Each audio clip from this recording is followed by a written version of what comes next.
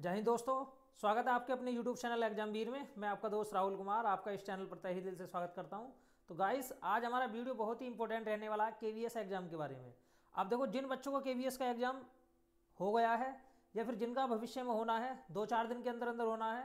TGT के exam आपके चल रहे हैं, इसके बाद में PGT के एग्जाम है और PGT के बाद में आपके PRT के एग्जाम स्टार्ट होंगे। अब देखो, आज मैं थोड़ा सा रिव्यू बता देता हूं कि आपके एग्जाम किस प्रकार आ रहे हैं, आने वाले बच्चों को क्या उससे सीख लेनी है और अपने एग्जाम को किस तरीके से हैंडल करना है। ये सारी की सारी जानकारी इस वीडियो के अंदर दूंगा।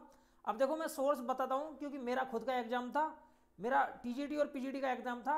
अब TGT का तो मेरा हो गया, अभी PGT का रह गया, इसलिए मैं थोड़ा सा आपको बता देता हूं कि आपको पेपर कैसे हैंडल करना है जिससे आप अच्छे से अच्छे और ज़्यादा से ज़्यादा मार्क ले आए। तो जितने भी हमारे नए साथी हैं जिन्होंने अभी तक चैनल को सब्सक्राइब नहीं किया है दोस्तों, तो चैनल को सब्सक्राइब कर लो और अगर हमारी वीडियो पसंद आती है तो वीडियो को लाइक जरूर करना है। देखो भाई, KVS TGT मैथ, आज KVS TGT मैथ का एग्जाम हुआ था और मैथ के अगर एग्जाम की बात करी जाए तो मैथ का एग्जाम अपने आप में ठीक था। SST का एग्जाम हो चुका है, मैथ का आज हुआ है, फिजिकल एजुकेशन भी आज था।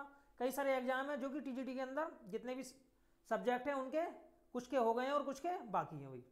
अब इसके बाद में आपका PGT का एग्जाम स्टार्ट होगा। अब मैं थोड़ा सा आपको एक व्यू बता देता हूं कि आपका एग्जाम कैसे आ रहा है और आपको किस तरीके से एग्जाम को हैंडल करना है। क्या ज़्यादा लेंथी एग्जाम तो नहीं है या सरल है, किस तरीके का एग्जाम है। देखो, अगर हम बात करते हैं कट ऑफ प्रेडिक्शन, मैं आपको कट ऑफ भी बताऊंगा कि इसकी कट ऑफ क्या रहने वाली है, क्योंकि पिछले साल की जो कट ऑफ थी वो अलग थी और इस साल जो कट ऑफ रहने वाली है वो बिल्कुल अलग रहने वाली है। पिछले साल का सिलेबस भी अलग था और पिछले साल आपका 150 का पेपर था, इसलिए हम सिर्फ पिछले साल की एक परसेंटेज मानकर आधार कर सकते हैं कि इतने परसेंटेज पे कट ऑफ रहने वाली है। बाकी हम उसी की परसेंटेज के आधार पर उसकी कट ऑफ को आधार मानकर हम आपको कट ऑफ नहीं बताएंगे। हाँ, हम उसकी परसेंटेज को आधार मानकर बता सकते हैं कि TGT और PGT की कट ऑफ कितने परसेंटेज पर रहती है। देखो भाई,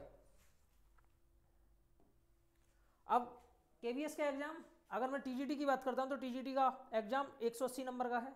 180 नंबर में से देखो, एक पार्ट ए है और एक पार्ट बी है। अगर पार्ट ए में कौन कौन से सब्जेक्ट है एक बार देख लेते हैं भाई। पार्ट ए में इंग्लिश है आपकी 10 नंबर की, और पार्ट इंग्लिश के साथ साथ हिंदी है 10 नंबर की, GK 10 नंबर की और रीजनिंग और कंप्यूटर 10-10 नंबर का है। अब ये किस लेवल के पूछे जा रहे हैं बच्चों, ये आपको पता होना जरूरी है। तो दोस्तों देखो, अगर इंग्लिश की मैं बात करता हूं तो इंग्लिश जो है ना, आपसे सिर्फ ये चीजें पूछी जा रही है कि इसमें बताइए एडजेक्टिव क्या है या फिर इसके अंदर नाउन कौन सा है। ये जो भी एक शब्द दे दिया जाएगा उससे आपका उसका अर्थ पूछ लिया जाएगा, भाई इसका सिनोनिम्स बताइए, एंटोनिम्स बताइए। ऐसा सिर्फ एक अलग वाक्य आ रहा है क्योंकि 10 नंबर की इंग्लिश है, 10 नंबर में आपसे ज्यादा बड़ी बात नहीं पूछेगा। एक पैसिव वॉइस और एक एक्टिव वॉइस, और बाकी नाउन या प्रोनाउन पूछेगा कि भाई इस एक पूरा वाक्य देने के बाद में इसे नाउन बताइए, इसके अंदर प्रोनाउन बताइए, एडजेक्टिव बताइए या फ्रेज बताइए, कौन सा फ्रेज है, नाउन फ्रेज है, एडजेक्टिव फ्रेज है या फिर कौन सा फ्रेज है। इस तरीके के वाक्य हैं, बहुत छोटी छोटी बातें पूछी जा रही हैं। अगर आपने इंग्लिश पढ़ी है या आपको इंग्लिश की थोड़ी बहुत भी नॉलेज है तो आप बता सकते हैं। जैसे भाई मैंने मान लिया भाई Ram is a boy, Ram is a boy, Ram एक लड़का है। अब आपसे पूछा जाएगा भाई राम बताइए कौन सी संख्या है, प्रॉपर नाउन है, कॉमन नाउन है, कलेक्टिव नाउन है, एब्स्ट्रैक्ट नाउन है। इस तरीके का वाक्य भी पूछा जा रहा है। नाउन का जो काइंड है उसमें से भी आपकी छोटी छोटी नॉलेज जो कि बेसिकली 10वीं तक की जानकारी होती है, बहुत सारी बातें आपसे यहाँ पूछी गई हैं। तो इंग्लिश में कोई दिक्कत वाली बात नहीं है। अगर आपने इंग्लिश पढ़ रखी है तो आप 7 से 8% आसानी से बना सकते हैं। 7% तो आप आसानी से बना सकते हैं अगर आपने पढ़ रखी है तो। हाँ, अगर आपने नहीं पढ़ रखी दोस्तों, तो जितने भी हमारे नए साथी हैं, देखो ज़्यादा आपको भारी पढ़ने की जरूरत नहीं है, आपको ज़्यादा कुछ नहीं करना है। सिर्फ आपको थोड़ी थोड़ी नॉलेज होनी चाहिए कि नाउन कितने प्रकार का होता है, नाउन की डेफिनेशन क्या है, प्रोनाउन की डेफिनेशन क्या है, ये चीज़ें आपको पता होनी चाहिए। एक्टिव से पैसिव वॉइस बनाना, पैसिव से एक्टिव वॉइस बनाना, ये चीज़ें बिल्कुल भी छोड़नी नहीं है। तो इन चीज़ों को एक बार देख लीजिए। बाकी बुकैब अगर ना भी याद करोगे तो कोई दिक्कत नहीं है। अब देखो, हिंदी की बात करी जाए तो एक पैराग्राफ आया हुआ पैराग्राफ, और उस पैराग्राफ में से मेरे हिसाब से 4-5% पूछे गए थे। पैराग्राफ में से 4 से 5% पूछे गए थे और वो पैराग्राफ बहुत आसान था। उसी पैराग्राफ को पढ़ने के बाद में आप एक एक प्रश्न का उत्तर दे सकते हैं। बाकी भाई आपसे एक अलग मुहावरा पूछ लिया जाएगा, मुहावरा के साथ साथ में आपसे विलोम शब्द पूछ लिया या फिर कुछ और चीज पूछ लेंगे। कोई ज्यादा दिक्कत वाली बात नहीं है, बहुत सिंपल हिंदी आ रही है, आसानी से आप हिंदी को बना सकते हैं। कोई भी हिंदी के अंदर ऐसा सेंटेंस मुझे नहीं लगा जो टफ है अपने आप में। और इतना भी नहीं है कि हमें हिंदी पढ़ने के लिए ज़्यादा एक्स्ट्रा चीज़ें पढ़नी है, क्योंकि आपको एक पैराग्राफ मिलेगा, पैराग्राफ के अंदर कम से कम 4 से 5% पूछे जा रहे हैं। बाकी 4 से 5% जैसे तद्भव हुआ, तत्सम हुआ, मुहावरा हुआ, ये चीज़ें आप आसानी से बता सकते हैं, कोई भी दिक्कत वाली बात नहीं है। ना ही आपको हिंदी की और इंग्लिश की ज़्यादा एक्स्ट्रा नॉलेज लेने की ज़रूरत है। जितनी आपके पास नॉलेज है बस उसी में से आपको ऑप्शन टिक करना है। अब देखो ऑप्शन टिक करने के भी कई प्रकार होते हैं। आप ऑप्शन कैसे टिक किया जाता है भाई, अगर आपसे नहीं आता प्रश्न तो आप जो नहीं पहले जो ऑप्शन बिल्कुल गलत है उन्हें हटा लीजिए। मान लीजिए भाई 4 ऑप्शन है एक में, अगर 2 ऑप्शन आपको पता भी ये तो हो नहीं सकता, ये हो नहीं सकता, तो 2 बचे। अगर आप तुक्का भी लगाओगे तो 50% में तुक्का आसानी से लगने के चांस रहते हैं। तो इस तरीके से आप ये ट्रिक अपनाकर अपने पेपर को और ज़्यादा अटैम्प्ट कर सकते हैं। वैसे निगेटिव मार्किंग नहीं है, जितने प्रश्न दिए हुए हैं सारे के सारे आपको प्रश्न करके आने हैं, लेकिन सही प्रश्न आप कर सकते हैं।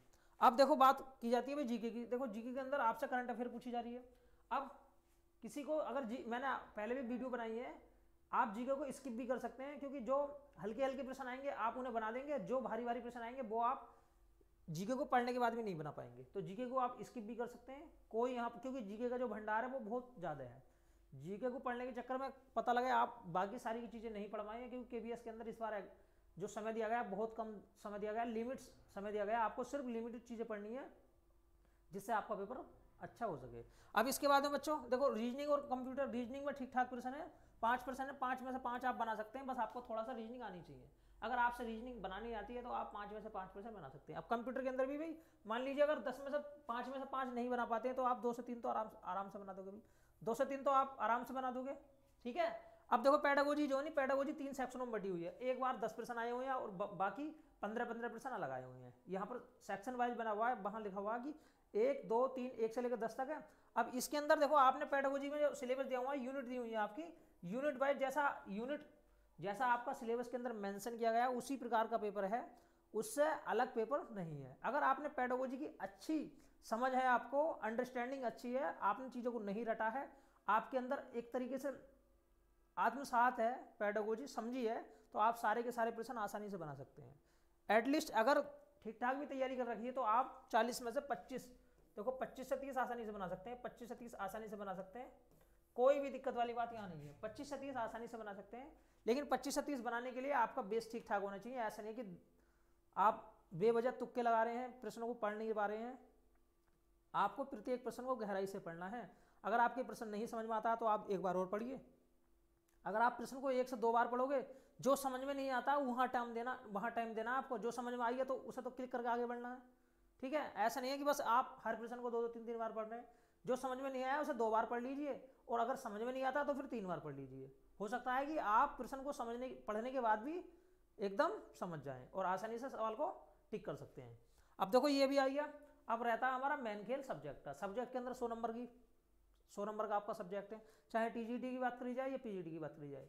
अब देखो टीजीटी के अंदर इस बार सब्जेक्ट पूछा गया, जबकि पिछले वाले टीजीटी की बात करी जाए तो उस वाले टीजीटी के अंदर सब्जेक्ट नहीं पूछा गया था। इसमें आपसे टीजीटी में सब्जेक्ट पूछा गया है, चाहे एसएसटी हो या फिर इंग्लिश हो, साइंस हो, मैथ हो, कोई सा भी बैकग्राउंड क्यों ना हो, 100 नंबर की आपकी यहाँ पर थ्योरी, मतलब जो सब्जेक्ट की थ्योरी है वो पूछी जाएगी। अब थ्योरी के अंदर आपको क्या करना है, सिर्फ बहुविकल्प पूछे गए हैं यहाँ पे। बहुविकल्प अगर आपसे आता है तो आप टिक कीजिए, वरना आगे बढ़िए। अब देखो अगर मैथ की मैं बात करता हूँ तो मैथ आज का जो लेवल है मैथ का बिल्कुल ठीक ठाक था। जिसका भी 9वीं और 10वीं लेवल का मैथ पूछा गया, ऐसा नहीं है कि इंटर का मैथ पूछा गया। सिर्फ प्रायिकता भाई जो भी चैप्टर दिए गए हैं वो सिर्फ और सिर्फ 9वीं और 10वीं के लेवल के हैं। ऐसा नहीं है कि यहाँ पर इंटर का पूछा गया, ग्रेजुएशन लेवल का पूछा गया। सिलेबस के अंदर वास्तव में मेंशन किया गया था कि जो एग्जाम का लेवल होगा वो ग्रेजुएशन लेवल तक होगा, लेकिन दोस्तों यहाँ पर जो रियल में पूछा गया वो 10वीं लेवल का, 9वीं लेवल का या फिर 8वीं लेवल का पूछा गया। 8वीं भी नहीं कह सकते, 9वीं 10वीं कह सकते हैं, बिल्कुल 100% यहीं से सारे के सारे प्रश्न आपके बने हैं। अब भविष्य में जिन भी बच्चों का पेपर है, अब देखिए जिनका पीजीटी का पेपर है, पीजीटी के पेपर के अंदर क्या भी इंटर लेवल का पूछा जाएगा, जिनका मैथ का रह दिया है या फिर और सब्जेक्ट का है। यहाँ पर आपके जो पीजीटी लेवल में जो प्रश्नों की गहराई होगी वो ग्रेजुएशन लेवल की होगी, लेकिन टीजीटी के अंदर जो प्रश्नों का लेवल पूछा गया है वो 9वीं और 10वीं के लेवल पूछा गया। अब यहाँ पर मैं एक अच्छा स्कोर मानता हूँ कि जिसने 100 में से 60-70 किए हैं वो एक बहुत अच्छा स्टूडेंट है। 100 से 60 से 70 प्रश्न करने वाला बच्चा बहुत अपने आप में बहुत ही अच्छा है, मतलब करने वाला नहीं, सही करने वाला। भाई ऐसा तो सभी ने 100 के 100 किए होंगे क्योंकि निगेटिव मार्किंग नहीं है, लेकिन 60 से 70% जिसके भी ठीक होंगे वो अपने आप में बहुत अच्छा और सुपर और ब्रिलियंट स्टूडेंट काउंट होगा। बाकी बच्चे जो नॉर्मल बच्चे होंगे वो भी 50 तक आसानी से घूमेंगे, अभी 50 तक आसानी से घूमेंगे, ठीक है। अब देखो मैं कट ऑफ के बारे में कर लेता हूँ कि कट ऑफ कितनी रहने वाली है इस बार। टीजीटी मैथ की कट ऑफ कितनी रहने वाली है केवीएस की, बाकी वीडियो में मैं आपको सब कुछ अलग अलग करके बताऊंगा। लेकिन आगे आने वाले बच्चे जिनका पीजीटी मैथ का पेपर है, पीजीटी साइंस का पेपर है, फिजिक्स का पेपर है, केमिस्ट्री का पेपर है, वो भी अपने पेपर को इस तरीके से थोड़ा सा मान के चल सकते हैं कि इस लेवल का आपका एग्जाम आएगा। ठीक है भाई, क्योंकि जैसा पेपर ये आया है उससे थोड़ा बहुत बढ़ सकता है आपका पीजीटी लेवल का पेपर, बाकी ज़्यादा लेंथी नहीं पूछा जाएगा। अब अगर मैं इसकी कट ऑफ की बात कर लेता हूँ तो यहाँ पर अगर देखो हम 50 मान लेते हैं, 50 मान लेते हैं या 60 मान लेते हैं। देखो यहाँ पर अगर 60 मान लेता हूँ, मैं यहाँ मान लेता हूँ 7, यहाँ मान लेता हूँ मैं 7 और 7 14, और 14 के बाद में 5 यहाँ मान लेता हूँ 19, 19 के बाद में मैं 5 यहाँ मान लेता हूँ 19 और 5 24 हो गए 24। अब देखो 24 में मैं यहाँ पर 25 मान लेता हूँ, 24 में 25 जोड़ेंगे तो 49 हो गए भी। 49 ऑल ओवर में अगर पार्टी की बात करता हूँ तो जिसने 50 स्कोर किया है यहाँ पर और जिसने सब्जेक्ट के अंदर 60 स्कोर किया है उसका सिलेक्शन 100% बिल्कुल होगा, उसे इंटरव्यू के लिए बुलाया जाएगा और उसका फाइनल सिलेक्शन भी बिल्कुल होगा। तो मैं आपको थोड़ा सा कट ऑफ बता देता हूँ किसकी कट ऑफ कितनी रहने वाली है। अगर मैं कट ऑफ की बात करता हूँ, देखो केवीएस टीजीटी कट ऑफ की मैं बात करता हूँ तो यहाँ पर यूआर की, देखो यूआर की कट ऑफ और ओबीसी की कट ऑफ और ईडब्ल्यूएस की कट ऑफ, एससी एसटी की कट ऑफ कितनी रहने वाली है। ठीक है भाई, सब कुछ मैं बताऊंगा आपको। देखो एससी की कट ऑफ कितनी रहने वाली है और एसटी की कट ऑफ कितनी रहने वाली है और पीएच जो हैंडीकैप होते हैं उनकी कट ऑफ कितनी रहने वाली है। अब देखो यहाँ पर यूआर की अगर मैं बात करता हूँ तो 115 से आपकी कट ऑफ 125 तक रहने वाली है, बिल्कुल 100% सिलेक्शन हो जाएगा 100%। ओबीसी की बात करता हूँ तो 115 से 120 के बीच में आपकी यहाँ रहने वाली है। अब ईडब्ल्यूएस की बात करता हूँ तो 105 से आपकी यहाँ कट ऑफ 112 तक रहने वाली है। एससी की बात करता हूँ तो यहाँ 95 से आपकी 95 से 105 तक रहने वाली है। एसटी की मैं बात करता हूँ तो ये जो कट ऑफ है आपकी 95 तक रहने वाली है। अब पीएच की मैं बात करता हूँ तो पीएच की जो कट ऑफ है वो भी आपकी कम से कम 90 प्लस रहने वाली है, 90 प्लस आपकी बिल्कुल कट ऑफ जाएगी दोस्तों। 100% इतनी कट ऑफ तो आपकी मिनिमम रहने वाली है। अगर आप इतने नंबर लेके आते हैं टीजीटी मैथ के अंदर तो आपको इंटरव्यू के लिए बुलाया जाएगा। अब इंटरव्यू में कितने बच्चे बुलाए जाएंगे, देखो केवीएस की अगर हम बात करते हैं तो 2.5 से 3 गुना, देखो 2.5 से 3 गुना 2.5 से 3 गुना बच्चे पास करता है केवीएस। इस बार भी इतने ही बच्चे इंटरव्यू के लिए बुलाएगा। अब केवीएस के अंदर आपकी जो वैकेंसियों की संख्या है वो बढ़ भी सकती है।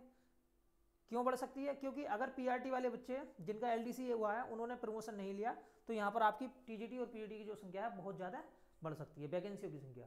ठीक है, बाकी अगर देखो आपके इतने बनते हैं तो कोई दिक्कत वाली बात नहीं है, आप निश्चिंत रहिए, इंटरव्यू की तैयारी करते रहिए, क्योंकि इस बार जो इंटरव्यू का जो वेटेज है वो बहुत ज़्यादा रहने वाला है। आप देखो अगर मैं रिटन की इंटरव्यू की बात करता हूँ, रिटन की और इंटरव्यू की बात करता हूँ, रिटन की और इंटरव्यू की, तो यहाँ पर 70:3 रहने वाला है। 70 आपका इंटरव्यू, 70 आपके रिटन के नंबर जुड़ेंगे और इंटरव्यू के आपके 30% नंबर आपके यहाँ जुड़ेंगे। जैसे इंटरव्यू 60 नंबर का होगा भाई, अगर आप मान लीजिए भाई 60 नंबरों में से आपने 40 नंबर प्राप्त किए, भाई 60 नंबरों में से 40 नंबर प्राप्त किए, थोड़ा सा मैं बता देता हूँ, 60 नंबर था इंटरव्यू का, 60 नंबर में से भाई आपके मान लिया भाई मैं 40 नंबर मान लेता हूँ। अब आप ये देखिए कितने परसेंट है ये, तो ये कितने परसेंट है, ऑल ओवर अगर मैं देखता हूँ तो ये है भाई 20/3 266% है भाई, 66% मान लिया। अब आपको 66% का 30% निकालना है, 30% निकालना है इसका, 30 निकालोगे 6 18 19 19.8 नंबर आपके जुड़ेंगे अगर आपके नंबर 60 में से 40 आते हैं। तो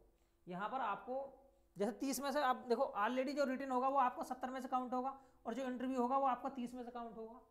इंटरव्यू में आपको 30 में से 19.8 स्कोर जुड़ेगा, और अगर आप 40 से ज़्यादा लाते हैं, 50 लाते हैं, 55 लाते हैं, 60 लाते हैं तो आपको और ज़्यादा बेनिफिट मिलेगा इसका।